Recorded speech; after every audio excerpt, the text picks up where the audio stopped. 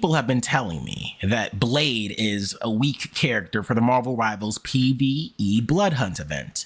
And to those people, I gotta say, you have no idea what you're talking about, because GUNBLADE happens to be my best character, if not one of the strongest in all of the game. Today I'll be breaking down his abilities, strats, techs, and just exactly how you pilot this behemoth. All that and more, but first... Undefeated, he came and he saw and he conquered. I got a slay at the concert, you know the story, the tortoise in here. You want the glory, your nose in the air. I couldn't care less about your money, phone, and your pair of shoes, and your side hose. What's good, YouTube? Happy Wednesday. It's Big Unk Chaos, here to give you all the GUNBLADE character guide for Marvel Rivals Blood Hunt event. If you enjoyed this content, please let me know in the comment section. Be sure to check out the remainder of our builds inside of the playlist on YouTube. We've got one for Squirrel Girl and Jeff, and I'm working on Jeff's other variations, as well as Moon Knight and of course Punisher. Now, the reason I wanted to skip ahead and do Blade rather than doing Jeff's Pew Pew Splash mode was because of the fact that so many people have been telling me that Blade is bad, and I don't know what you're talking about. Look at the boss damage I'm outputting right now on this op. This is a Nightmare 20, by the way, for those who are confused. And regardless of that, I'm still able to not only dominate in terms of damage, but I have the highest boss killing potential of anyone. And the reason that not only I'm great at killing bosses and great at killing mobs is because of Blade's very diverse skill set. The combination of Reap as well as the bullets allows for quick movement throughout the map, as well as teleportation essentially for enemies across. But before I get too deep into how to play Blade, let me show you all exactly the build I've got set up so there's no confusion. This is my Blade's current layout. I've got a breathing gun at 6909. I've got armor at 6990. I've got a 715 Phoenix Force, very nice, and I've got a 6821 amulet. I can go a little bit slower here for all of you guys who want to see the specifics on them. Feel free to pause. There's plenty of information on this online to see the maximum ranges. And for those who don't actually know this, if you click on it at the bottom, you're able to see the value range for some of the gear. All you have to do is hit the Alt tab and it'll show you right there at the bottom. So if anyone wants to know the max ranges of any of the moves you have as far as how high the precision damage can go, that's a great way to check. This is also my current stat setup. I got total damage through the roof here, precision damage, some crit damage, you know.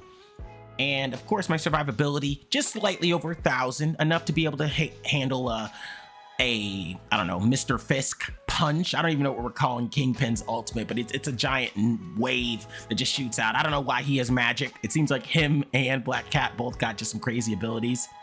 But let me show you a little bit of the specific traits I've got. Now, for the most part, your UR isn't going to matter. I put everything into as much damage as possible. Total damage bonus, total damage boost, output, etc. But the main thing I got was my gear being able to assist me with the output of my abilities. So Reap is a move I talk about a lot here. It's the move that allows you to teleport directly to the enemies if their health is below 35%. You can instantly KO them and trigger a massive explosion, which is going to be scaling based off of, you know, your gear. As you guys can see here, I've got about 13,000 extra bonus off that based off gear alone. Very useful. The bullet spread count from the Hunter shotgun being increased is very important. Obviously, you're going to want to increase your overall damage bullet hit when it comes to your shotgun. I unfortunately did have to take a hit on this. I had a better item that gave me where is it? There it is, the bullet count. Oh, there it is, the warm-up enhancement.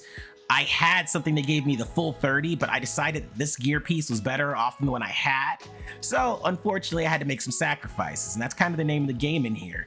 What you give, you're gonna give up in some other categories. KOing a target with Reap instantly resets its cooldown is great because it gives you the ability to run away.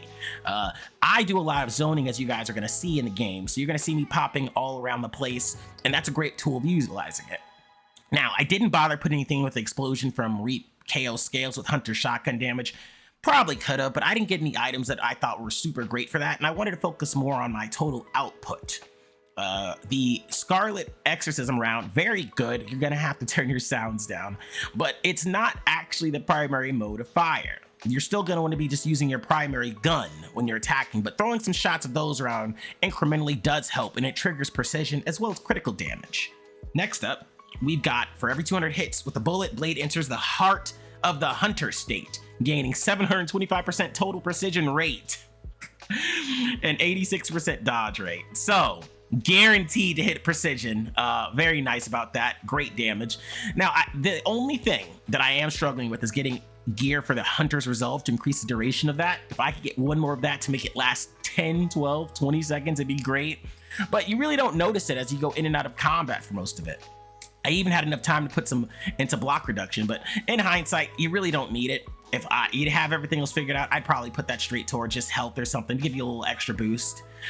Lastly, can cast Bloodline Awakening using Hunter Shotgun. Just gives you an extra boost, has an additional effect, but I don't really remember like the actual implications of it off the top of my head. Now, very key to know, you leave nowhere left to run off. You do not want your bullets going to spherical zone. It's not helpful for them.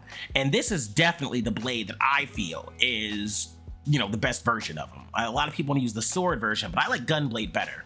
For Arcana, I'd honestly prioritize gear first. Playing at a lower level and doing it quickly is going to get you more gear per hour than playing at a higher level. So I'd focus more on your damage. Then I'd go for current difficulty, best gear drop rate. Then I go to non-boss KO gear drop rate to 20%. That's going to give you as much as you possibly can when it comes to gear and stats. Now, I know everybody's probably wondering, all right, Unc, not all of us have 7,000 plus ball cheese gear. Some of us are just degular people. How do I play him? How do I actually pilot this guy? Well, relax, nephew. I'm gonna show you how it's done. The first thing I like to do with Blade is loop the enemies. This is like COD zombies. You loop them in a circle, you try to flex on them, get them around, and then you just teleport around when you get cornered. Look what I'm doing here. I got that instant transmission. You could call me Minato Namikaze from Naruto if you wanted to, or Boruto even, but I go by Big Unk, so don't worry about that. Seriously though, it's super easy to pilot once you have enough damage. Now, I will say that this is a very damage intensive build. So while you do have a lot of health, you're not putting anything into damage reduction, anything into dodge rate, because you inherently get that with your stats. So all you gotta do with Blade is just focus in on shooting the enemies, teleporting around, watching out for the occasional elite stun grabbing you, and make sure you switch between your healing mode, your awakening mode and regular mode when you heal. I know it's gonna sound crazy, but unless you get a gear piece that has enough damage per health per kill, you're gonna be constantly struggling, even with the best upgrades towards the potions. And I don't know why that is. I don't know why they didn't just allow Blade to get past that, especially since the Gunblade version doesn't actually inherently get any health back from shooting these guys. Regardless of that, this is the most effective way of piloting him. You zoom around the map, you teleport, whether it's solo or together. I'm able to consistently clear Nightmare 115 solo in about 4 minutes. And in a group setting, I can clear out 115 still solo. And by solo, I mean I can carry by myself with a group of 4 about, I'd say 8 minutes tops. And that's with no one doing anything to help me whatsoever. Overall, I think Blade is a phenomenal character. So many people just didn't put the time in to actually learn him. I mean, he's not as popular as Jeff. He's, not as new as Moon Knight or Squirrel Girl. But for people who are calling him bad, I just gotta say, you guys just gotta follow this guide. I'll help you guys tighten up a little bit. Because as you can see here, I'm putting belt to ass at a 120 lobby. I'm not worried about nothing. I'm going in and out and teleporting around, having a great time. And that's exactly what Blade represents in this game mode. A super fun, hyper mobile, hyper precision based character, deadly with it. I never really utilize his ultimate that much, but I will use Reap to clear out massive hordes, because while the one you hit directly KOs, I believe you also get any additional enemies below that 35% threshold. Very good against elites, especially ones in the air. I know I have a gun, but sometimes you want to kill them out quickly, and it gives you more distance. So with Blade, just focus in on moving around, tightening up your gear, make sure that you prioritize getting as many of the blue gear as possible, S tiers and all that, Hunter's duration, increased bullet damage. You do that, I guarantee you're gonna have a great time with him. Just give him a fair shake, just like every other character. Now, I know you guys are looking out for Jeff's pew pew build. Don't worry about it. Spray him down, Jeff, or is going to be coming, King Von Jeff, whatever I'll end up calling it. But in the meantime, be sure to check out some of the other content on the channel if you're enjoying it. Thank you all so much for watching. Have a great day. Oh, and be sure to tell your auntie I said hi.